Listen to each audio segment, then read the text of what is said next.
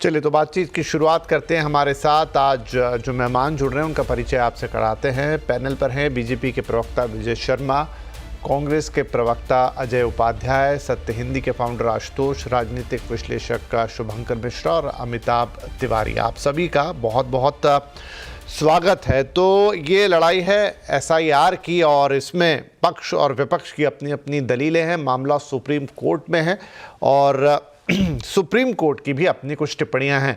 तो चलिए मैं अजय जी आपसे शुरुआत करता हूं। देखिए बहुत सारी बातें हुई सुप्रीम कोर्ट में, आज भी सुनवाई थी तो अलग अलग बातें उन्होंने कही।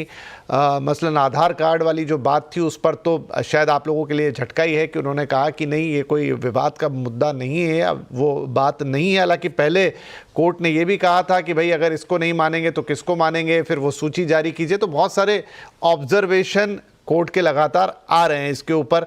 कोर्ट ने आप लोगों से भी, मतलब जो विरोध में हैं उनसे भी कहा कि 15 ऐसे लोगों की सूची लेकर आइए जिनके नाम हट गए हैं और वो जिंदा हैं, उन्हें मृत बता दिया गया। क्या ये सारी प्रक्रियाएं पूरी हो गई हैं? विपिन जी नमस्कार, आपके दर्शकों को भी और को पैनलिस्ट को भी। सच्चाई यह है, चुनाव आयोग ने आपने स्पष्ट भी कर दिया कि सुप्रीम कोर्ट ने कैसे चुनाव आयोग को एक सुझाव दिया था कि आप Aadhaar card, ration card, voter ID card को इसमें जरूर मेंशन करें यदि 11+ प्रमाण पत्र आप रखना चाहते हैं तो। क्योंकि 11+ प्रमाण पत्र जो बिहार में अभी तक जारी हुआ है, कुल 14% लोगों के पास ही वो उपलब्ध है। इसका मतलब जो भी अभी तक एसआईआर के तहत जो प्रक्रिया अपनाई जा रही है और जो प्रमाण पत्र दिया जा रहा है, अभी तक जितने वोटर का लिस्ट इन लोगों ने बनाया है वोटर रोल, समझिए कि 14% माइनस जो है वो सारे फर्जी हैं। किसी के पास वो 11+ कार्ड जो है ही नहीं 14% के अतिरिक्त। तो इसलिए कहा गया था कि आधार कार्ड को भी जोड़ सकते हैं, राशन कार्ड और उसको भी जोड़िए। देखिए जैसे आवास प्रमाण पत्र की बात है तो आप सबने दिखाया भी कि कैसे एक डॉगी बाबू का भी आवास प्रमाण पत्र बन गया और वोटर लिस्ट में भी संभवतः वो जुड़ जाते। डोनाल्ड ट्रंप साहब का भी बन गया बिहार में आवास प्रमाण पत्र। तो ये कैसे फर्जीगिरी, बाकी चीजें भी चलती है, सबने देखा। मुजफ्फरपुर के एक ही पत्ते पर 267 लोगों का नाम जो है जुड़ जाता है, जमुई में 247 लोगों का नाम जुड़ जाता है, उप मुख्यमंत्री के पास ऑलरेडी 2-2 जगह इपिक नंबर जुड़ जाते हैं। ये एसआईआर होने के बाद ये सारे कारनामे चुनाव आयोग के दिख रहे हैं। तो एसआईआर 6 महीने पहले जो रिवीजन किया था और अब जो रिवीजन हुआ है, इस दोनों होने के क्रम में जिस तरह 65 लाख प्लस लोगों का वोट काटा गया और उसमें बताया जा रहा है कि लगभग 36 लाख लोग जो है पलायन किए हैं, उसमें सबसे ज्यादा बिहार में महिलाएं पलायन कर गई है। बड़ा आश्चर्य है भाई, बिहार में महिलाएं ज्यादा पलायन कर गई हैं पुरुष के बनिस्पत। ये अपने आप में एक बड़ा रहस्योद्घाटन है जो चुनाव आयोग ने पहली बार बिहार के लोगों को दिखाने का काम किया है। दूसरी बात, 20 लाख प्लस लोग जो मृत घोषित किए गए हैं, 6 महीने पहले वाले में नहीं था, अभी है। इसमें जो 15 लोगों की बात की जा रही थी, 31 लोग तो आज ही दिल्ली में आए हुए हैं। ऐसे बहुत सारे लोग अभी दिखेंगे। 124 साल पुराना एक केस आया है, सबने देखा कि गिनीज वर्ल्ड ऑफ बुक में नाम दर्ज हो जाएगा कि भाई चुनाव आयोग ने ऐसे ऐसे पहले बार का वोटर 124 साल पुराना इनरोल किया है। तो एसआईआर जो गहन रूप में हुआ उसकी खामियां सबके सामने उजागर हो गई। और क्यों हुई? हम एसआईआर के विरुद्ध में कभी नहीं थे, न है, न रहेंगे। हम चाहते हैं कि फर्जी वोटर कहीं नहीं रहे, डुप्लीकेशन वोटिंग का न हो और चुनाव जो है पूरी पारदर्शी और निष्पक्ष ढंग से हो। एसआईआर आप जरूर कराइए। हम सबकी एक ही राय थी कि इसमें समय सीमा जो आपने निर्धारित कर दी अचानक आनन फानन में, सबसे राय मशविरा करके थोड़ा उसको समय लेना था। आप यही कराना था, जनवरी से ही शुरू करते, 6 महीने में अफरा तफड़ी नहीं होती। और ईमानदारी से आपका इंटेंशन यदि था तो ईमानदारी से यह होती, ये सारी जो खामियां दिख रही हैं खामियां नहीं आती।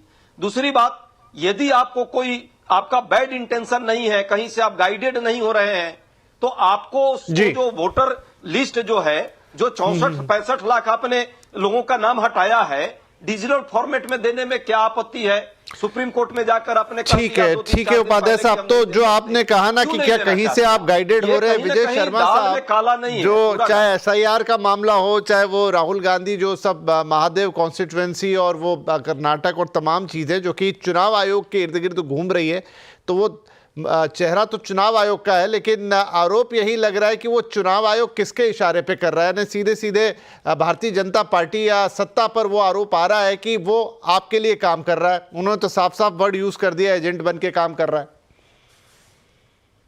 देखिए विपिन जी, आरोप लगाना बड़ा आसान है, आप किसी के ऊपर भी आरोप लगा सकते हो, लेकिन तथ्यहीन आरोप लगाना, और ये बड़े हास्यास्पद है कि राहुल गांधी जी एक तरफ आरोप लगाते हैं कि देखिए ये त्रुटि है, इस मतदाता के 2-2, 3-3 जगह वोट बनी हुई है और ये इनरोल है वहां पे, और दूसरी तरफ जब चुनाव आयोग यही त्रुटि ठीक करने के लिए एसआईआर करता है तो उसके ऊपर उंगली उठाते हो कि आप ये क्यों कर रहे हो भाई, इतने कम समय में क्यों कर रहे हो। अरे उसको काम करने दीजिए, आयोग को, वो संवैधानिक संस्था है। आपको अगर कोई दिक्कत है तो उसका उचित प्लेटफॉर्म है। आपको जो ड्राफ्ट ये वोटर रोल था वो आपको शेयर कर दी गई है, बीएलए जितने भी है। अगर आपको कहीं लगता है गलत किसी तरह का लगता है तो त्रुटि ठीक हो जाएगी, और यही माननीय उच्चतम न्यायालय ने इनको बताया है कि भाई अगर इस चीज का समस्या का समाधान है तो वो इसी प्रक्रिया के अंदर है। अब मैं अजय जी से ये पूछता हूं आपके माध्यम से, अगर इस तरह की त्रुटि है और आप एसआईआर नहीं होने देते हो तो किस तरह से ठीक करेंगे? ठीक करने के पैमाने क्या है? तो ये अब पहली बार तो हुआ नहीं है, ये देश में 13 बार हो चुका है। नेहरू जी के टाइम में भी 3 बार हो चुकी है एसआईआर। तो इस तरह से कहना ये उचित, और ये राहुल गांधी जी अपने सिर्फ जो इनके जीजा जी के खिलाफ चार्जशीट फाइल हुई है उस भ्रष्टाचार को छिपाने के लिए देश को दूसरी तरफ डाइवर्ट करना चाहते हैं ताकि लोगों का ध्यान भटक जाए। नहीं तो इनको भी पता है बिहार में कौन सा विरोध हो रहा है, बताइए आप मुझे। बिहार में किसी तरह का विरोध नहीं है। किस इनके बीएलए ने एफिडेविट दिए है विरोध में? कोई एफिडेविट नहीं दिए। और सूर्यकांत जी ने तो बड़े अच्छे बिंदुवार तरीके से इनसे क्वेश्चन पूछे और जवाब दिया है।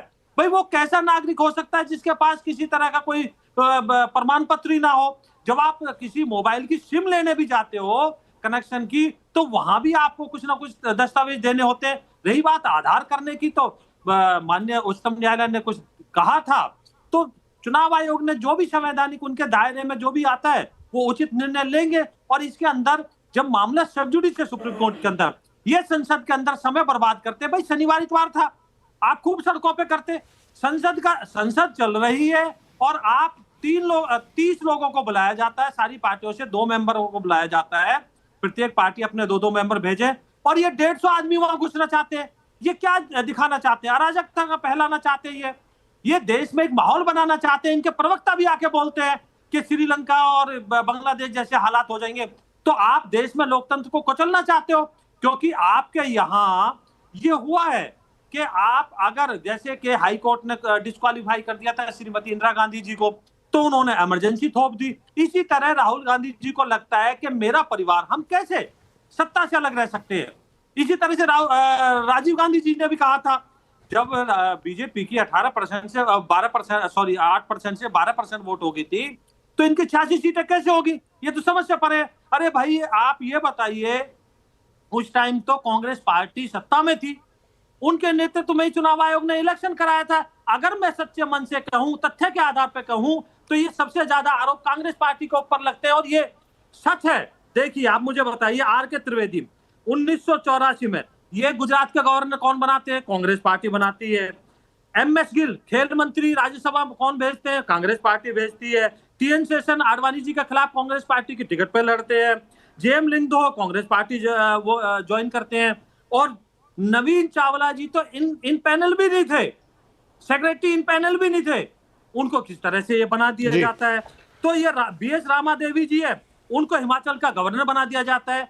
तो उंगली तो आपके ऊपर उठती है किस तरह से उस टाइम ये हालात, ठीक है, क्योंकि और आपके कर्नाटक के